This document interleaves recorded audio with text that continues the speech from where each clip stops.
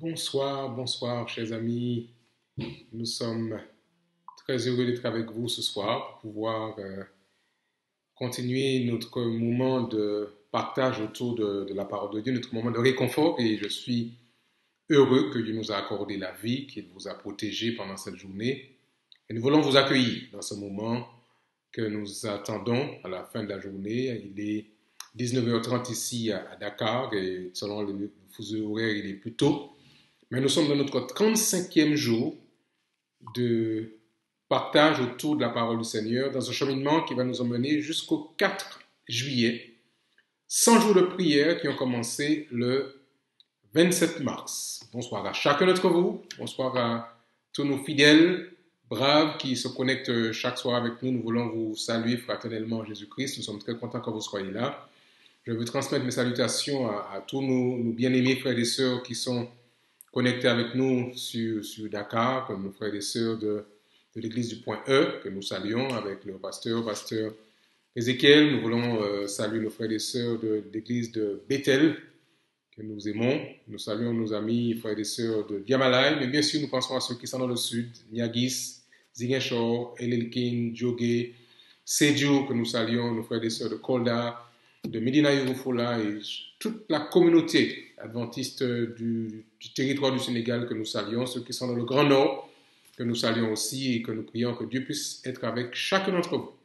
Nous accueillons bien sûr nos amis qui se connectent hors des frontières du Sénégal, ceux qui sont sur la France, ceux qui sont aux Antilles françaises, que nous saluons, à la Martinique, à la Guadeloupe, en Guyane française, que Dieu vous bénisse, qu'il vous garde. Saluons chacun d'entre vous, Carmen qui est là chaque soir, JM, Charles et Carole, Sister Nadiège, Papy, salut à chacun d'entre vous, Philippe qui est là, Gisèle qui est avec nous maintenant chaque soir, que Dieu vous bénisse, sa famille Boniface, Nelly qui est connectée sur Haïti, que chacun soit avec vous, que Dieu soit avec vous, Françoise et tous les autres qui sont là, Philippe, Thierry, tout ce petit monde-là qui est avec nous. Merci de votre présence, nous saluons Quintino, nous saluons Pierre et les uns et les autres qui nous soutiennent dans ce moment de prière. Nous voulons vraiment que ce soit un espace ouvert à tous. Vous pouvez inviter vos amis, vous pouvez en parler autour de vous, partager le lien avec des frères et des sœurs qui peuvent nous rejoindre ensemble afin que nous puissions élever nos âmes à Dieu autour de sa parole.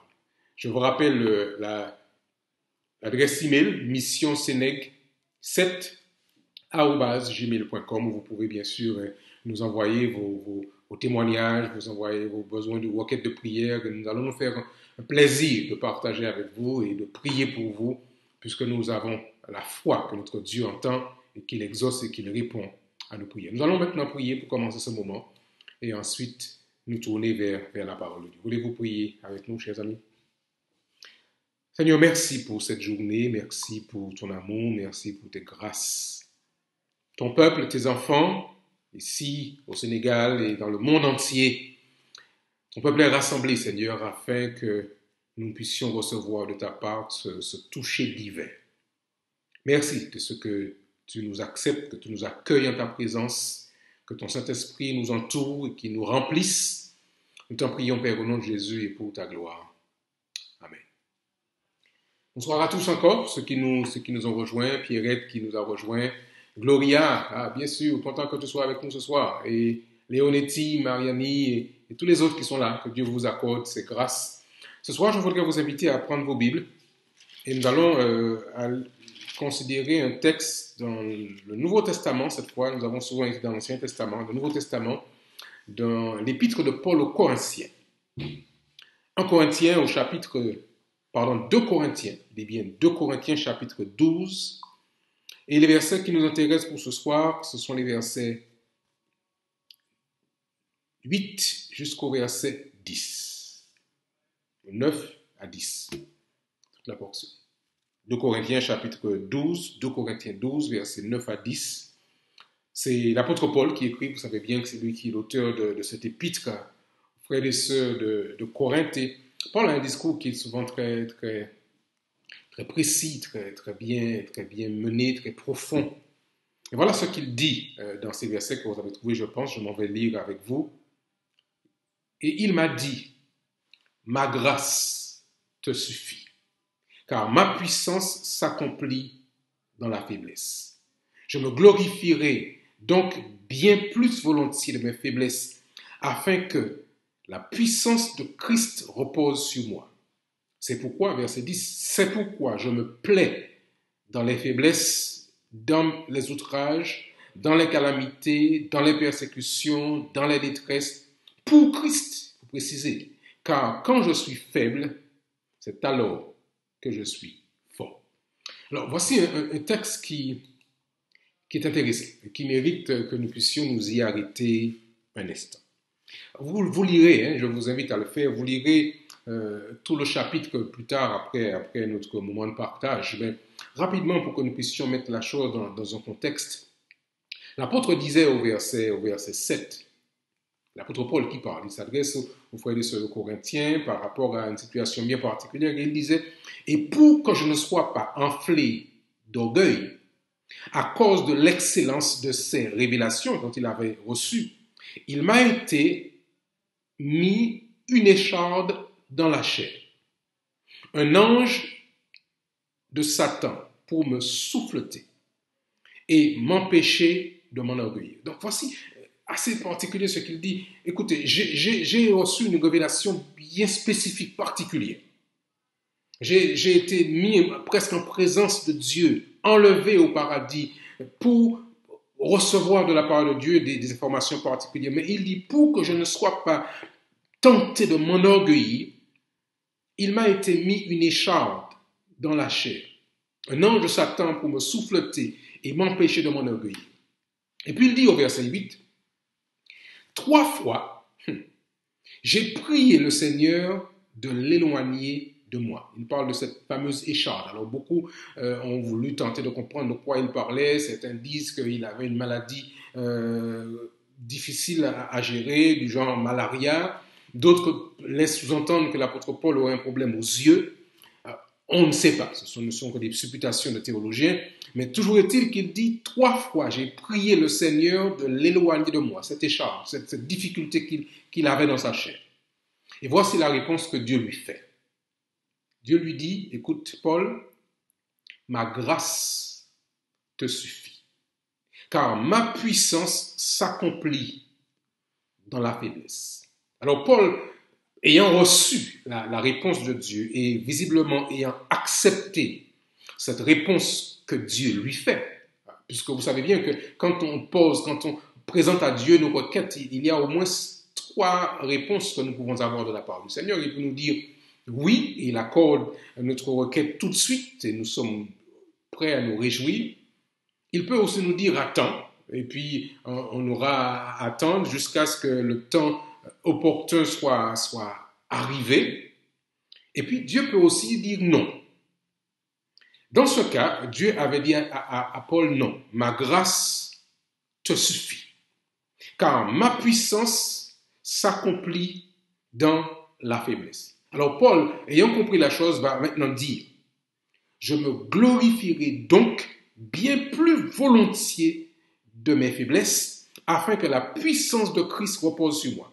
C'est pourquoi il dit, alors il n'est pas, vous comprenez bien que l'apôtre Paul n'est pas quelqu'un qui se plaît à se faire souffrir, mais il dit cependant, je me plais dans les faiblesses, dans les outrages, dans les calamités, dans les persécutions, dans les détresses, et la virgule qui est importante, pour Christ. Alors il faut que nous comprenions, chers amis, que parfois certaines situations que nous vivons sont parfois difficiles à expliquer. Et il nous faut très vite nous rendre compte qu'est-ce que Dieu dit par rapport à cette situation. Je souffre, je pleure, je crie, je suis embarrassé par rapport à tel ou tel problème. Mais que dit Dieu dans cette situation? Quel est son sentiment? Et l'apôtre Paul nous dit, moi, je me réjouis dans ces situations, dans les détresses, dans les persécutions, dès qu'elles sont causées ou qu'elles sont autorisées pour la cause du Christ. Car quand je suis faible, quand je suis dépendant de Dieu, quand je reconnais mes limites, quand je sais que j'ai besoin de lui, c'est alors que je suis fort. Vous savez, je crois que parfois, nous sommes dans la difficulté à accepter les décisions de Dieu. Mais il nous faut apprendre, comme l'apôtre Paul, à prier pour obtenir sa grâce. Seigneur, voici la situation, nous te la présentons, voici nos besoins, ils sont clairs pour nous, tout au moins. Mais nous faut apprendre à savoir reconnaître ce que Dieu nous dit et accepter sa réponse. Prier pour obtenir sa grâce. Et quand Dieu nous dit, quand il vous dit, quand il me dit à moi, écoute, ma grâce te suffit. C'est-à-dire que Dieu m'accorde le pardon. Il me dit, écoute, la vie sera difficile, mais tu es sûr, tu peux être rassuré que je t'ai accordé la grâce et que le salut t'est accordé.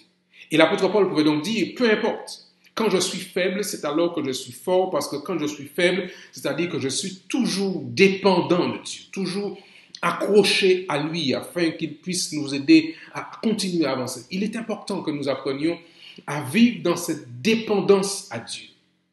Parce que, croyez-moi, mes chers amis, Dieu est toujours prêt à faire de grandes choses pour ses enfants.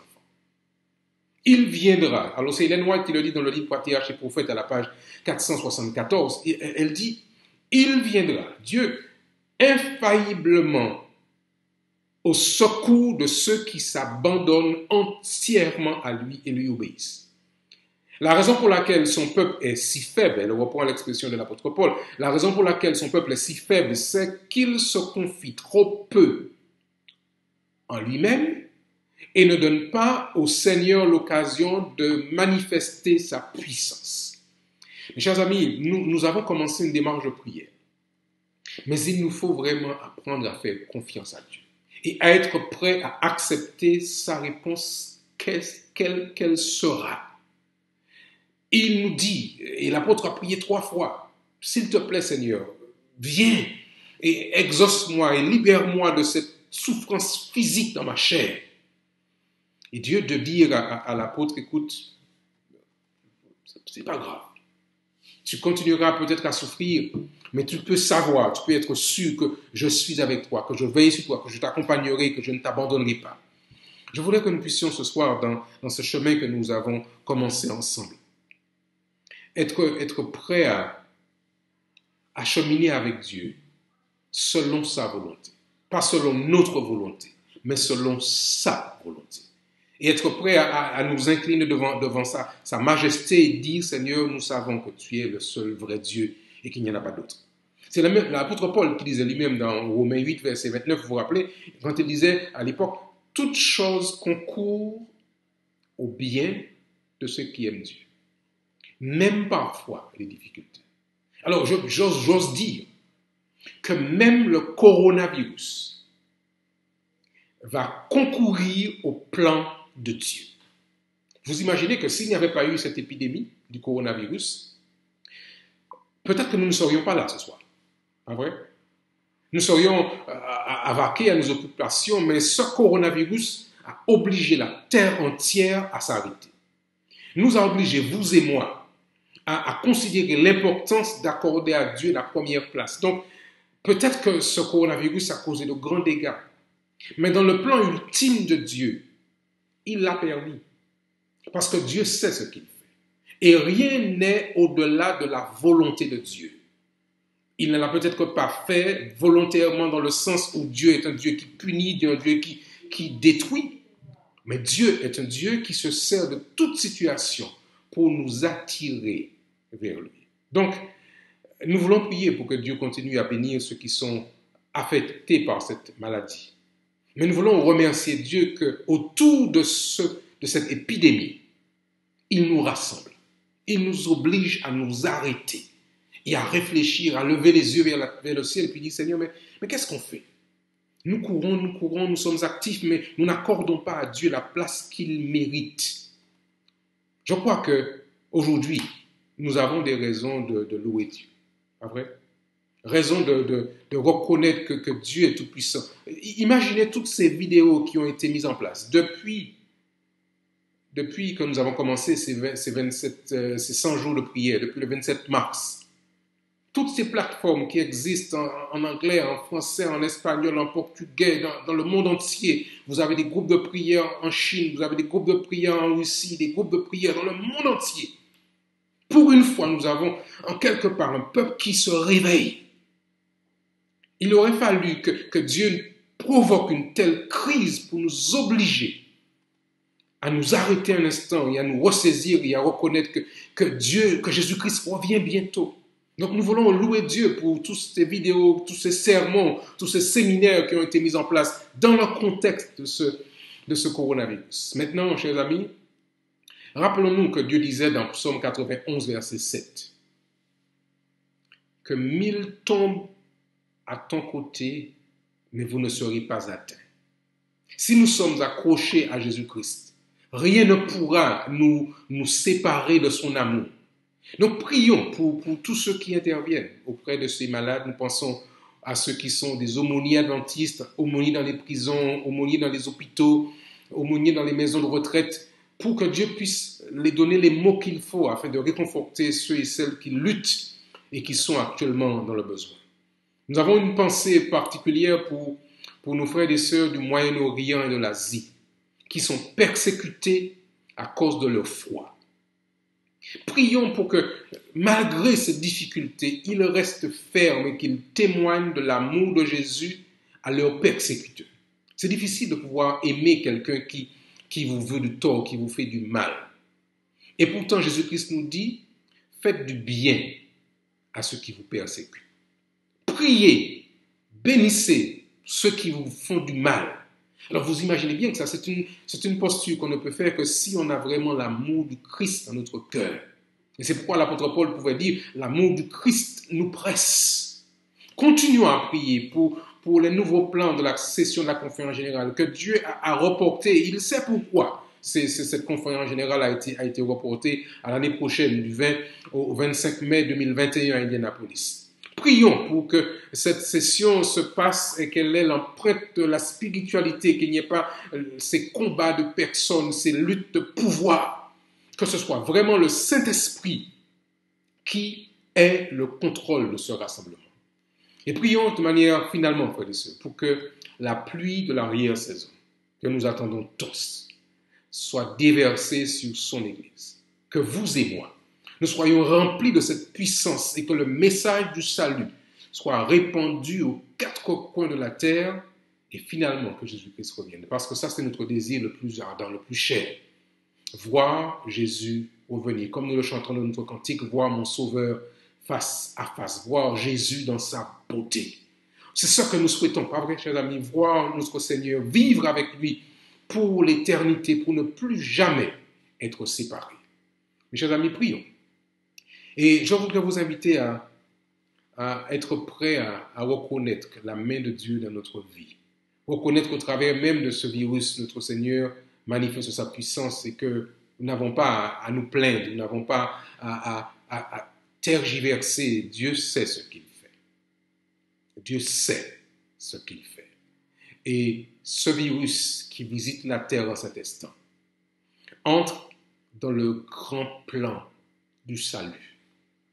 Il fallait que la terre s'arrête et que vous et moi, nous puissions nous tourner vers Dieu et que dans notre faiblesse, nous soyons forts, remplis de la puissance du Saint-Esprit. Je vous invite à prier avec moi ce soir. N'oubliez pas ceux qui sont malades, n'oublions pas ceux qui sont affectés par ce virus, n'oublions pas ceux qui sont des soignants qui se donnent corps et âme afin que ces personnes retrouvent la santé.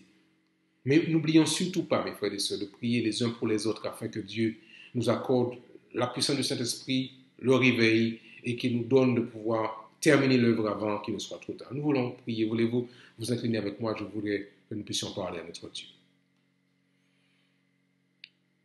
Père Céleste, tellement de choses que nous aimerions pouvoir te dire ce soir. Mais nous voulons simplement te dire merci. Simplement te dire merci. Merci pour ton amour. Merci pour ta grâce. Merci pour ton pardon. Nous avons été négligents pendant combien de temps? Pendant combien de temps nous nous sommes égarés loin de toi? Mais il a fallu que cette épidémie, pour que nous puissions nous ressaisir et nous rendre compte que sans toi, nous ne sommes rien. un petit virus et la terre est à l'arrêt. Et nous reconnaissons, Seigneur, que sans toi, il n'y a pas de solution, il n'y a pas d'issue. Nous comprenons, Seigneur, que très bientôt tu reviens. Et nous voudrions que le plus grand nombre d'hommes et de femmes entendent parler de Jésus. Accorde-nous, Seigneur, nous t'en prions, la pluie de l'arrière-saison, ce Saint-Esprit qui nous donnera cette sainte audace, ce dynamisme, afin de proclamer cet évangile à toute nation, toute langue, toute tribu et tout peuple, afin que tous sachent que Jésus-Christ revient et qu'il sauve. À ceux qui sont affectés par ce virus, Seigneur, fais grâce. Renouvelle la santé selon ta volonté. Mais surtout, Père, permets que toutes ces personnes s'arrêtent, lèvent les yeux au ciel et reconnaissent qu'il y a un Dieu qui vit et qui règne dans les cieux et qui contrôle ce qui se passe sur terre. Seigneur, que tu bénisses les dirigeants de ton Église mondiale, que tu continues à éclairer les uns et les autres dans les décisions qui sont prises et que tu nous donnes de pouvoir mettre les choses dans leurs bonnes priorités, mais toujours rester à l'écoute de ta parole et de ton Esprit Saint. Seigneur, écoute les prières qui montent vers toi en cet instant, présentées par tous nos collaborateurs qui prient ici à Dakar, dans le sud, dans le nord du pays, de ceux qui prient en France, ceux qui prient aux Antilles françaises, ceux qui prient à la Martinique, ceux qui prient en Guadeloupe, ceux qui prient en Haïti, ceux qui prient aux États-Unis ou ailleurs. Reçois, Seigneur, ces prières. Mais que nous puissions, comme tu l'as dit à l'apôtre Paul, que nous puissions t'entendre nous dire, ma grâce vous suffit. Cette grâce qui devrait nous remplir de joie de savoir que le Seigneur nous a accordé le pardon dont nous avons tant besoin pour continuer à avancer. Alors Seigneur, que nous terminons ce moment. Accompagne chacun avec ta présence. Visite ces personnes qui pleurent. Fortifie ces personnes qui sont sur le point d'être découragées. Donne aux uns et aux autres de voir que tu es en action, que tu n'es pas absent, que tu n'es pas distant, que tu n'es pas endormi, que tu es là et que tu agis. Renouvelle les forces des uns et des autres, Seigneur, et donne-nous de voir ce que nous ne voyons pas, ce que toi tu fais, alors que nous pensons que tu n'es pas là. Que l'honneur, que la louange, que la gloire te soit rendue à toi, Seigneur, maintenant et pour l'éternité. Amen. Amen. Chers amis, je vous souhaite à tous une très très bonne soirée. Je voudrais que Dieu continue à prendre soin de nous, qu'il nous accompagne. Demain soir, c'est vendredi. Nous allons entrer dans le temps du sabbat. Je vous invite à être là, si vous le pouvez. Nous allons entrer dans ce temps de célébration du temps de Dieu. Et ce sera notre 36e jour de partage autour de la parole. Mais je crois que nous avons le bonheur à nous retrouver ensemble. Donc, vous pouvez en parler autour de vous. Nous passerons un temps ensemble autour de sa parole. Je vous souhaite à tous une bonne soirée. Bon courage à chacun. Que Dieu vous bénisse. Rendez-vous demain soir, bien sûr. Même heure, même adresse. Bonsoir à tous. Que Dieu vous garde et qu'il vous bénisse.